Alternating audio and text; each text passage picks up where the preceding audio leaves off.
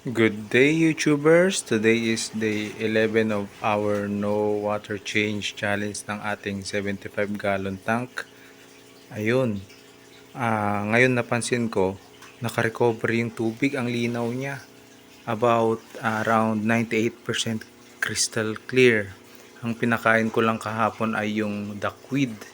At nagbigay ako kahapon ng boiled egg, yung white lang. Ngayon, ang linaw ng tubig, mukhang ganun na lang ang gagawin ko para hindi masyadong polluted ang tubig.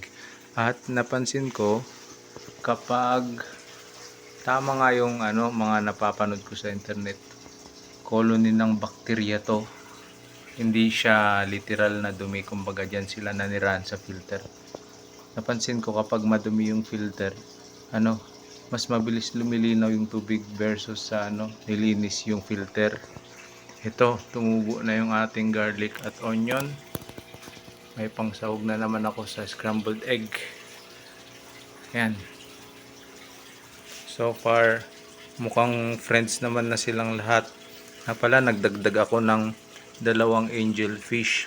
Mukhang lalaki to. Pinili ko siya yung isa. Tapos nagdagdag ako ng suspected male ko na gourami para mag-breed sila yun. So, overall, buhay na buhay at mukhang stressful naman ang ating 20 goldfish. Ang ating 8 na angel fishes. At ang ating 6 gurumi na. At 4 Siamese alligator. Yun, ang linaw ng tubig. Ang gandang diskarte pala pag duckweed ang ipapakain sa kanila. Pero today, hindi muna tayo magpapakain kasi recovery mode tayo ng tubig para makarecover. So ngayon, yung halamang damo na panlupa, mukhang na siya, nalanta. Ayun, pero still kicking, nagsusurvive pa rin. At itong halaman mukhang kailangan ng putulin. So, yun lang muna guys for today, for our day 11 ng no water change challenge ng ating 75-gallon tank.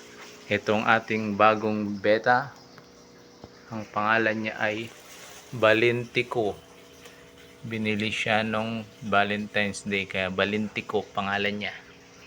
Inisip ko ako magbe-breed ako ng beta. Yan, pinag-aralan ko pang behavior niya. Yan lang guys. Ang pinapakain ko nga pala sa kanya ay larvae ng mosquito, kitikiti. Thanks for watching. Crystal clear.